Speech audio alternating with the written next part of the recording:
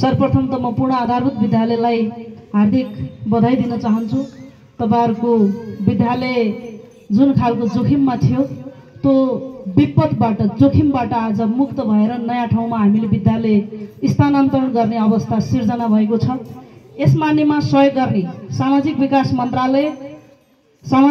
मन्त्रालय सुदूरपश्चिम प्रदेश सरकारलाई पनि म नगरपालिका तर्फबाट हार्दिक धन्यवाद दिन चाहन्छु। 2 कोठाको भवन सामाजिक विकास मन्त्रालय सामाजिक विकास कार्यालय मार्फत निर्माण भएको छ र पन्देल विनायक नगरपालिकाबाट 3 कोठाको भवन निर्माण भएको छ।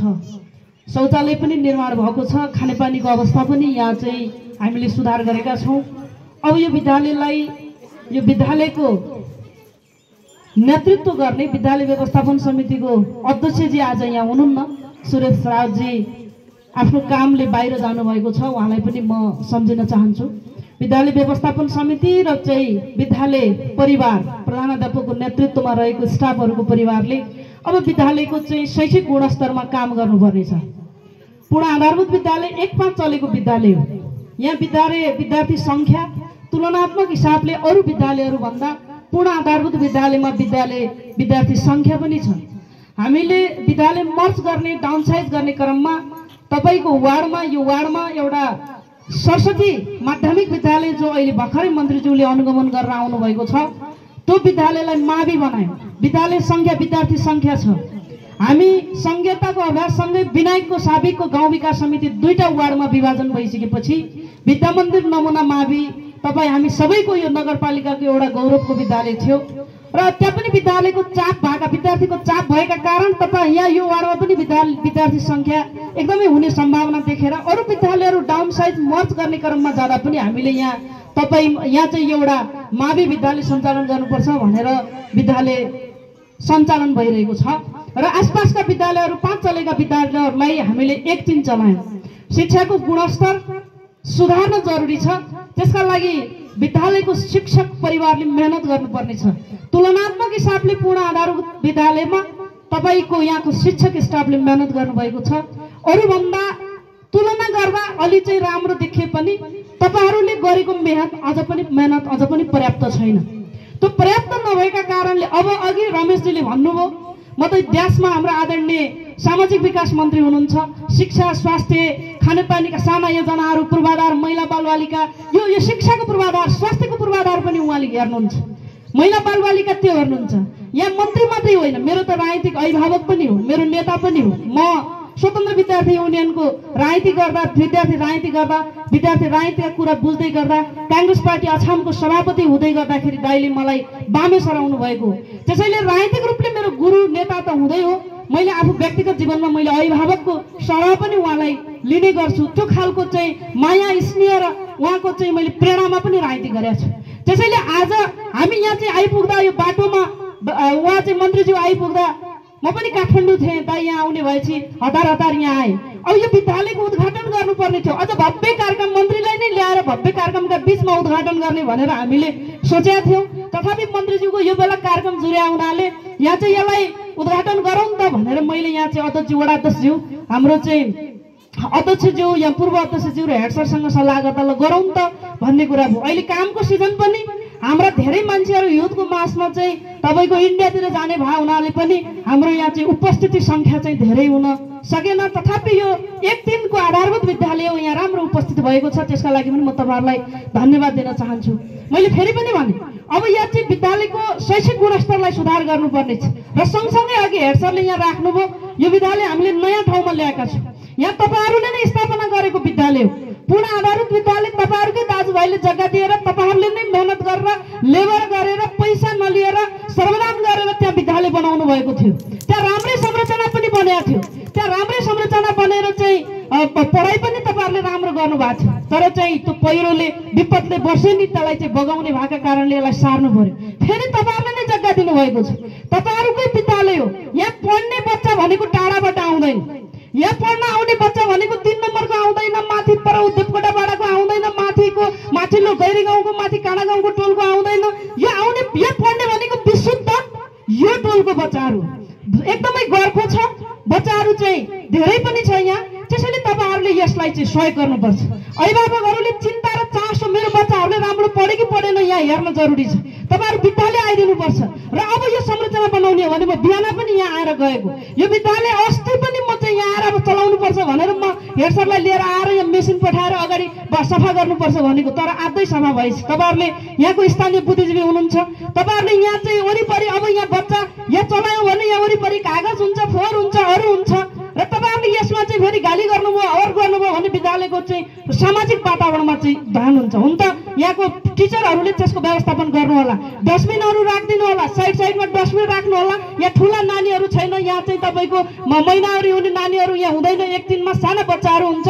हेड सरले भने जस्तो धेरै जोखिम पनि यहाँ कहीँ लोट्ला भन्ने हो बच्चा, नभए चाहिँ धेरै फोहोरफार हुन्छ भन्ने होइन। कागजको टुक्राहरू तपाईँहरूले नमुना बनाउने हो भने त्यसलाई पनि व्यवस्थापन गर्न सकिन्छ। वरिपरि प्लास्टिकहरू कागजका टुक्रा टाक्रीहरूलाई हामीले फोहोर व्यवस्थापन गर्न सक्यौँ भने त्यसले चाहिँ समाजका अरू मान्छेहरूले यहाँ चाहिँ वरिपरिका आसपासका दाजुभाइहरूले पनि सहयोग गर्नुहुन्छ। त्यसैले यो एकदमै राम्रो दुईटा भवन बनेको छ, पूर्वाधार राम्रो बनेको छ, शौचालय पनि अलि चाहिँ सानै कोठा भए पनि बच्चाले प्रयोग गर्ने खालको भए पनि शौचालय बनेको छ।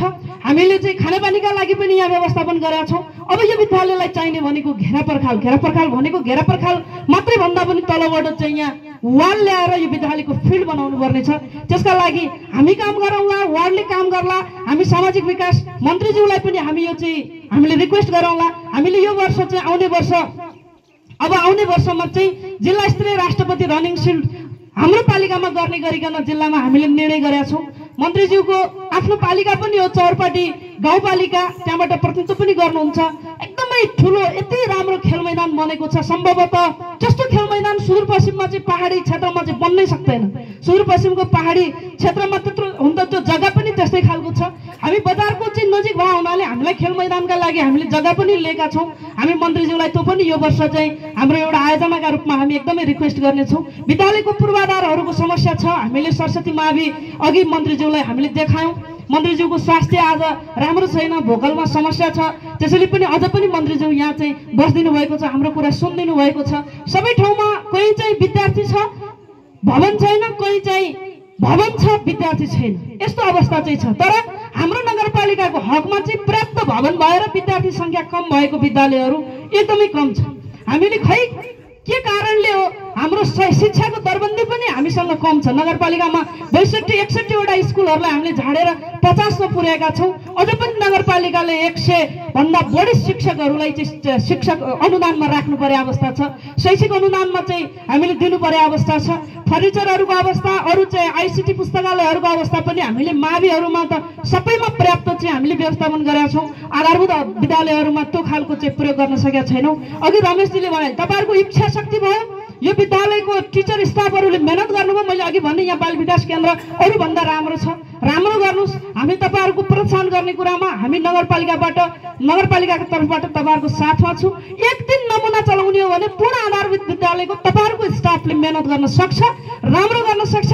त्यसका लागि हामी तपाईँहरूको साथमा छौँ, नगरपालिका हुँदा पनि साथमा छौँ, बाहिर रहँदा पनि साथमा रहन्छौँ।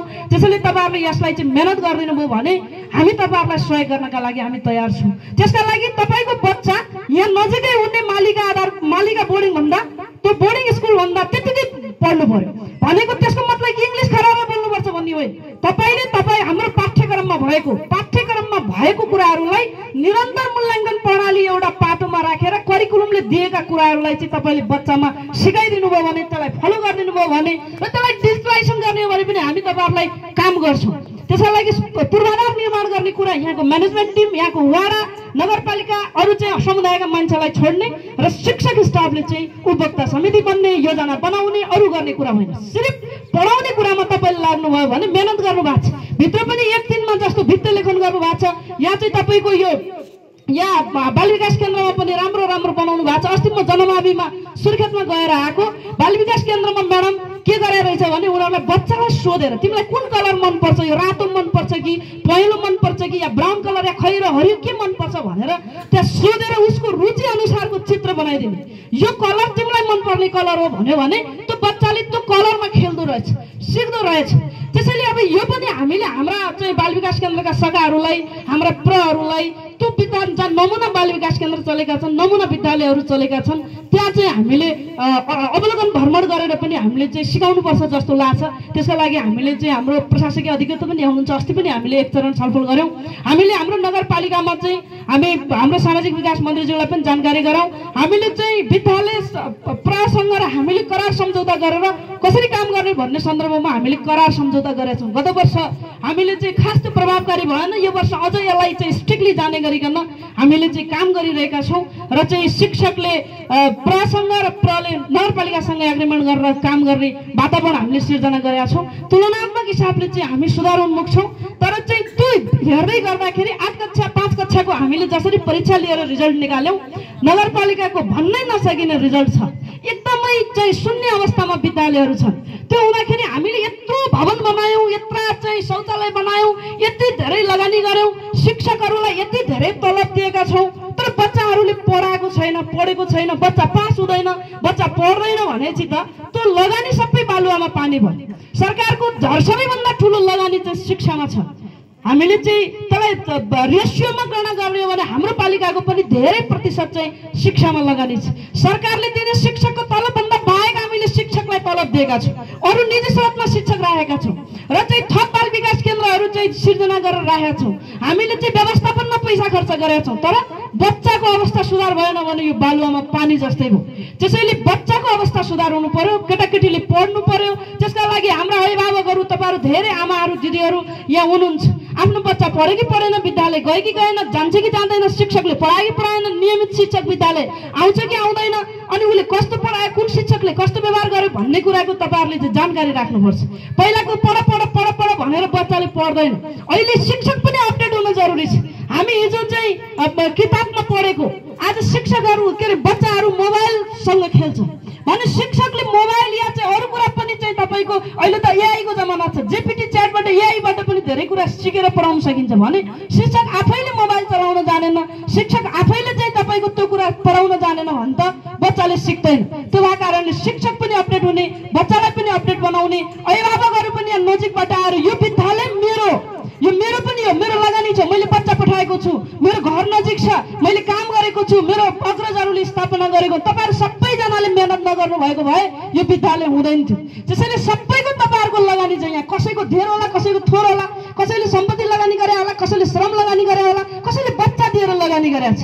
त्यसैले तपाईँहरू सबै यसको सेयर होल्डर हो, तपाईँहरू सबैको यसमा लगानी छ भने यो विद्यालय तपाईँहरूको, तपाईँहरू सबैको विद्यालय भए हुनाले यो विद्यालयको संरक्षण गर्ने, यसको सम्वर्धन गर्ने, आफ्नो बच्चाहरू पठाउने, हेर्ने, सरसफाइ गर्ने, यसको संरक्षण गर्ने अधिकार र तपाईँहरूको कर्तव्य पनि तपाईँहरूको हो। त्यसैले यो मेरो विद्यालय हो, यसलाई राम्रो बनाऊ भन्ने वातावरणका लागि यो समुदायका, यो टोलका अभिभावकहरू लाग्नुहुनेछ भन्ने कुराको विश्वास सहित फेरि पनि हामी चाहिँ यो विद्यालय सानो विद्यालय भए पनि यसको महत्त्वपूर्ण चाहिँ अर्थ छ र चाहिँ हाम्रो मन्त्रीज्यू यहाँ 2टा ठुला भवन पनि हामीले चाहिँ आज उद्घाटन गरेका छौँ। हामी यहाँ पढाइ सुरु गर्छौँ। यो विद्यालय भोलिका दिनमा मन्त्रीज्यूले उद्घाटन गरेको म चाहिँ यहाँ हेडसरलाई भन्छु, यहाँ त तपाईँ शिलालेख पनि हामी अहिले हतपत गऱ्यौँ, शिलालेख राख्नुहोस्, यो चाहिँ त्यसको ठुलो अर्थ रहन्छ। मन्त्रीज्यू आएर यहाँ चाहिँ उद्घाटन गरेको कुरालाई फेरि पछि राखे पनि हुन्छ। आज हामीले रिबन काटेर चाहिँ यो गरेको छु, ऐतिहासिक कुरा हो यो। सबै ठाउँमा चाहिँ हामीले भन्ने गरेका छौँ, हामी धार्मिक संस्कारमा उड्या मान्छे, ठुला मान्छेहरूको पाइलो पढ्यो भने त पवित्र हुन्छ भन्छ। मन्त्री जस्तो मान्छे आएर तपाईँहरूको आधारभूत विद्यालयको आज चाहिँ हामीले भवन उद्घाटन गरेका छौँ। यो विद्यालय हामी राम्रो बनाउने कुरामा लागौँ। तपाईँहरूको विद्यालयको उत्तरोत्तर प्रगतिको म चाहिँ कामना गर्न चाहन्छु। एउटा तपाईँहरूको जनप्रतिनिधि भएको कारणले, तपाईँहरूको चाहिँ नातागोता नजिकको मान्छे, एउटा छोरी चेली बहिनी भएका कारणले पनि मैले गर्नै पर्छ र म एउटा पालिकाको प्रमुख छु। हाम्रो वडाध्यक्षज्यू यहाँ हुनुहुन्छ, अरू साथीहरू हुनुहुन्छ। सिङ्गो कार्यपालिका शिक्षामा लगानी गर्ने कुरामा हामी प्रतिबद्ध छौँ, हामी लागिराखेका छौँ। म तपाईँहरूको साथमा छु र यहाँ भएका कुराहरू मलाई त अवगत छ। अवगत भएका कुराहरूलाई म तपाईँहरूलाई मैले यो विशेष योजनामा अहिले हामीले सँगसँग पनि यो चाहिँ यहाँको तटबन्धन मागेका छौँ। कति आउँछ आउँदैन थाहा छैन। 3टा योजना माग्ने ठाउँमा एउटा पूर्ण आधारभूत विद्यालयको यो मैदानको लागि पनि हामीले चाहिँ तटबन्धन मागेका छौँ राष्ट्रिय योजना आयोगसँग। पर्छ कि पर्दैन थाहा छैन, परेन भने पनि यसलाई चाहिँ अन्य ठाउँबाट सम्बोधन गर्ने कुराहरूमा हामी त तपाईँहरूको साथमा छु भन्ने कुरा तपाईँहरूको बिचमा राख्दै यो विद्यालयको फेरि पनि उत्तरोत्तर प्रगतिको कामनाका साथ आफ्नो भनाइ अन्त गर्छु र मन्त्रीज्यूलाई हृदयदेखि नै आभार एवं कृतज्ञता व्यक्त गर्न चाहन्छु। धन्यवाद, नमस्कार, जय हिन्द।